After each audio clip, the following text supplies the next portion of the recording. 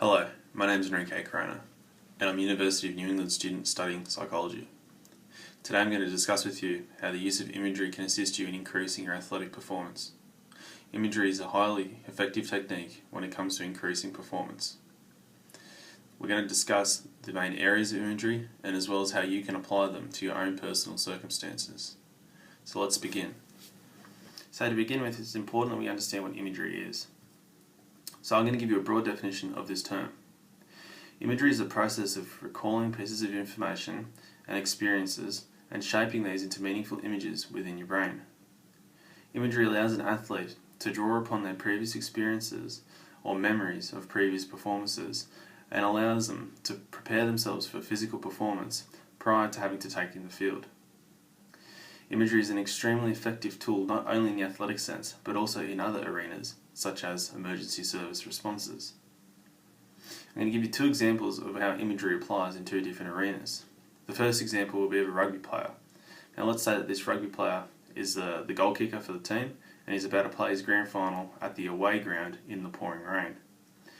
This man could partake in imagery prior to taking to the field to ensure that he is mentally ready for any situation. The pressures of being at an away game and also in the rain will amount to him potentially crumbling if he hasn't rehearsed his technique or if he doesn't have confidence within himself. So he may practice imagery inside the change rooms to ensure that when he takes the field, he's ready for it. The second example is that of a soldier.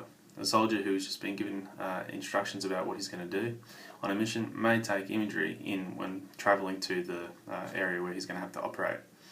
The reason being so that if he jumps off a helicopter or a truck and he's greeted with a particular threat, if he's conducted imagery, he may have already assessed that threat in his mind and formulated a plan on how to deal with it. So now we're going to look at three forms of imagery. We have internal imagery, external imagery, and kinesthetic imagery. Now all these three play a vital role in enhancing your own performance. Although they do take different perspectives and different approaches to conducting imagery, some may more look at yourself, others may take a third person view, and another form of imagery may actually involve you feeling yourself move as if you were conducting the skill already. So let's break these down now and discuss these in detail. So the first one is internal imagery. Essentially, internal imagery is as if you were wearing a GoPro on your head. When you're rehearsing your movement, you're seeing it from your own perspective. So take, for example, that rugby player. He may be taking the perspective of him lining up the kick and going through his technique where he looks at the post and he looks back at the ball, he looks at the post again, and then he moves in to conduct the skill, which is converting the try. That's internal imagery. And internal imagery is extremely effective when you want to rehearse your particular technique and your particular skill. Now, in contrary, external imagery focuses more on a third-person view. So as if you were the person on the sideline. Take, for example, the coach. The coach observing the rugby player kick the ball. Now, this is extremely effective if you want to see what it looks like from a different perspective on how to kick a ball. However, it's important to realise that because you're taking an external view, being third person, you automatically put yourself in a critiquing manner. So you're now in the shoes of someone who's potentially criticising you taking that kick. So this is where I said it before, actually getting in detail about this, it may become toxic because you're going to taint your mind with potential flaws like, oh, that doesn't look good, that looks a bit weird, I look a bit off there. And if you do that prior to a game, chances are when you're kicking the ball or when you're preparing to kick the ball and you're thinking about it, you may actually bring this negativity into it, which may have a deviation from the main objective, which is to convert that try. Now the final sense is the kinesthetic imagery. And this is quite a unique one. It's much like internal imagery, however the only difference is that your main objective when doing this is to actually feel the movements. So instead of a rugby player rehearsing, sitting in the locker room and just running it through his mind, kinesthetic takes more of an approach that he may stand up and although he'll be in his own mind rehearsing, he'll actually physically do his technique in the rehearsal stages.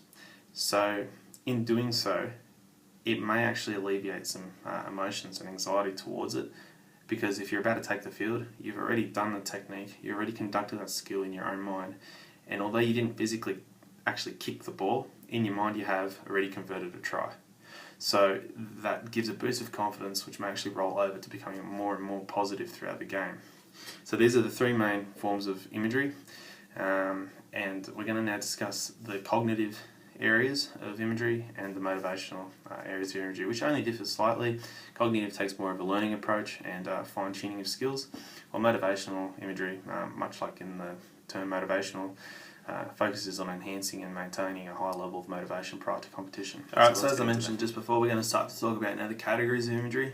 And there are two main categories. We have cognitive specific or cognitive imageries, and within those there are subcategories which we'll break down, and we've also got motivational, and once again there are subcategories in there which we will break down and analyse. So what we're going to start with the motivational aspect of this category. So the first one is the motivational specific imagery. Now this is pretty self-explanatory.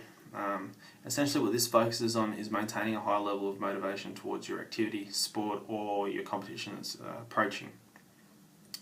The significance of this is that obviously motivation plays a key part in wanting to train hard and wanting to perform well. So having a good baseline of motivational specific imagery is quite essential in your plan. If not, you may find yourself losing motivation. Now the second aspect is called motivational general arousal. Now this one here looks at regulating emotions surrounding competition or surrounding performance. So essentially what we're trying to do is we're trying to limit particular emotions such as anxiety and negative emotions, and we're also trying to increase positive emotions that will enhance your performance. The third category within motivation is called the motivational general mastery. Now what this one looks at is essentially being able to cope with difficult adverse situations and overcome them. So essentially having a high level of resilience and being able to put a positive twist on a negative situation to ensure that your mind stays at a peak level, and it does allow you to continually grow into the athlete you need to become. So these are quite important to include into your imagery plan. However, motivational is more of a pre-competition imagery technique. We wouldn't recommend it attempting to do it while you're trying to learn a new skill. That's when the next category, which I'll talk about in a couple of moments, comes in, which is cognitive. So motivational is quite useful in increasing your motivation, regulating your emotions, and also just maintaining a high level of dedication to your sport, which is quite essential. In the next part, we're going to talk about the cognitive categories and how they differ, which are quite significant. They play more of a fine-tuning role in your game plans and in your own individual skill sets. So let's go. Right, so we've got the cognitive skill sets now. So the cognitive area focuses on, as I've mentioned twice now, the fine-tuning of skills or really in-depth executions of strategies going into a game. So what we're going to look at now is going to look at the cognitive specific. Now this cognitive specific area looks at yourself conducting a skill. And I'm going to go back to the same example of the rugby player. He may look at himself conducting a conversion. Now that's a cognitive specific where he's analysing his procedures and he's ensuring that everything's in place and there are no faults in his technique. That's a cognitive specific approach. Now the cognitive general approach looks at more so a game plan. So this may mean that if we're within 40 metres of the goalposts and we conceive a penalty, we're going to take the shot. That's a game plan where he's going to rehearse it, that in that situation he knows the right call to make, and that it will put him in good stead that if the situation arises to be quite high in pressure, he'll be able to keep a cool head and make the right decision, as well as if the situation is tough, such as a 79th minute penalty to win the game in the rain at the away ground at 40 metres. If he's done his cognitive specific training, he knows that he trusts his technique and he trusts everything that he's doing leading up to that kick, that it will be no different to any other kick, and that he can convert this one as well. So these main categories play quite a big role in imagery because they do serve different purposes. As mentioned, motivational serves more towards maintaining motivation and building self-efficacy and self-confidence within an athlete, whereas the cognitive specific and cognitive general categories focus more on becoming a better athlete and ensuring that everything that you're doing is on par with what needs to be done and is being done to the best of its ability. So they're the main differences. Now we're going to actually get into the fun part, which is actually designing your imagery plan. Now, although this was quite a basic rundown, we can still take a lot out of this. So we're going to now talk about the main areas that you need to include to ensure that your imagery plan is at a high level. Alright, so now we're going to design your own imagery program, or I'm going to help you with some key elements of what you need to include into it for it just to be successful. And before we begin, it's important to understand that imagery requires practice, much like anything. and the more you do it, the better you get. So the first time you'll do it, it may not be as effective as what it'll be like if you continually do it for 3 weeks' time. But I do urge you to continue on trying over and over and over, as the more you do it, the better results you will get. Now, it's important that you begin imagery being relaxed, as it actually has been shown that relaxation is actually more effective with imagery. So what I would suggest is you take some deep breaths prior to beginning. Ensure that you're in a relaxed environment by yourself. So this could be your room, whatever helps you relax, do it. And once you feel fully relaxed and at ease, there is no rush, there's no time limit, but once you feel fully at ease, then we can actually begin. So when we're doing imagery, it's actually important that you understand two main parts, and these factors are quite crucial. The first one is vividness. So essentially what vividness means is that you're rehearsing an experience or imagining particular images that apply specifically to you. So it would be no use if the rugby player who I've used in these previous examples imagines himself working with a prop or working in the forwards. If he's an outside back, what he needs to be doing is rehearsing his job as an outside back and not worrying about anyone else but himself. It comes off as selfish, but it's pretty much is. This is focusing on yourself, on your own enhancing. Now, that's not to say that you're not going to think about a play that may involve a forward, but you're not going to put yourself in their shoes, because that's not your job. Your job is to be an outside back and a goal kicker, and your job is to do that well. So using vividness is extremely crucial, that you don't deviate from the task at hand.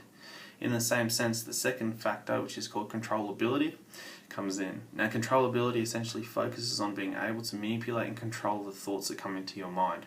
So that may mean alleviating and eliminating negative thoughts.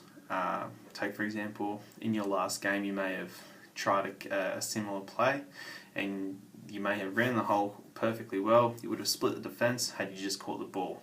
You dropped it. So by eliminating that negative experience out of your mind, you'll be able to focus again and take it as a new day, which it is, and successfully complete that task.